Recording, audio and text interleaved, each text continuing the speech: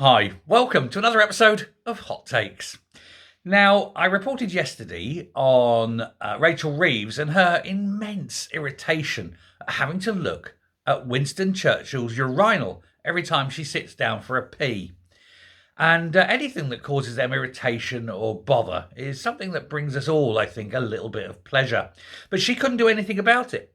You know, she couldn't get it taken out because it's all listed buildings and they're not allowed to do any changes. Plus, of course, there is the immense historical significance of what it is. And it's not her fault, I know, that she's the first woman to take up the role, but it is her fault that she's moaning about it.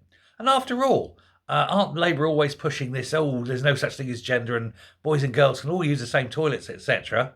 So lump it, really. But that's not the only issue going through at the moment, because it appears that Keir Starmer is also deeply irritated by the rules. And again, if it's annoying him, it's a good thing for us. This time, he wants a cat flap put in the door. And they've said no. But it's not this time because of the the historical significance of the door. It's not that there's any kind of listing or anything like that. No, it's actually far more practical reason. For all the external doors in that street are bomb and blast proof. And if you start cutting a huge great big hole in it just to keep Moggy in or out, it isn't going to help, is it? And when I say Moggy, I don't mean Jacob Rees, of course, I mean his cat. Because, you know, it just defeats the whole point of having a bomb-proof door if you've got a bloody great big hole in it. So the security team have said, it's a very fine idea, Prime Minister, but no, it's not going to happen. Honestly, it's like an episode of Yes Minister, or Yes Prime Minister, isn't it? When they're talking about this.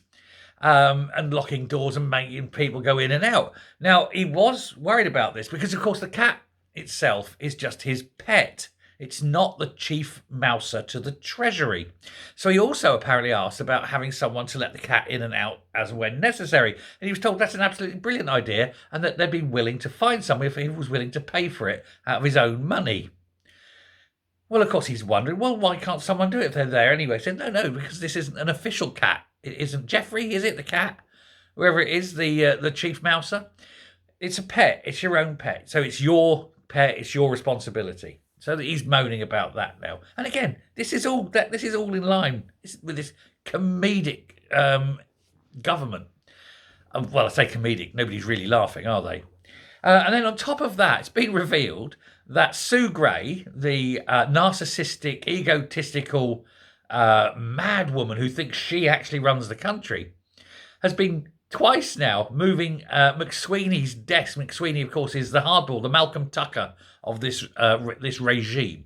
And she's twice moved his desk away from the Prime Minister and down into a different office. And twice he's just picked it up and put it back down. And she keeps saying, no, you've got to move it. He says, and he's not moving it until the Prime Minister tells him he's got to move it, and it's there. And so there's this face-off between these two constantly having a go at each other because neither of them want to give up the fact that they've both got the ear of the Prime Minister. It should be pointed out that the Prime Minister's got two ears. But Sue Gray is absolutely adamant that she's in charge. She's the boss. And so it is going to end up in tears one way or another.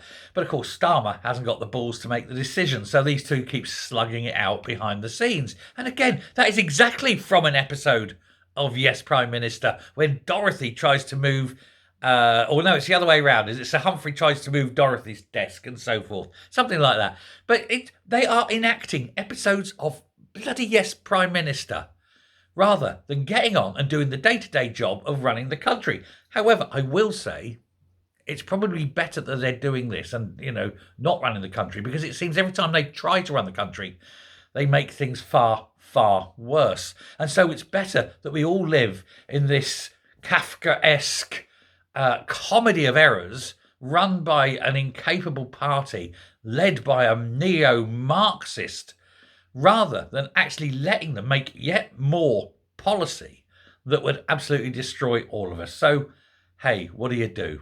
Anyway, there we go. Made me laugh. Hope it made you laugh. Can't have a hole in a bomb-proof door. and its musical chairs in number 10. Thanks a lot. Bye.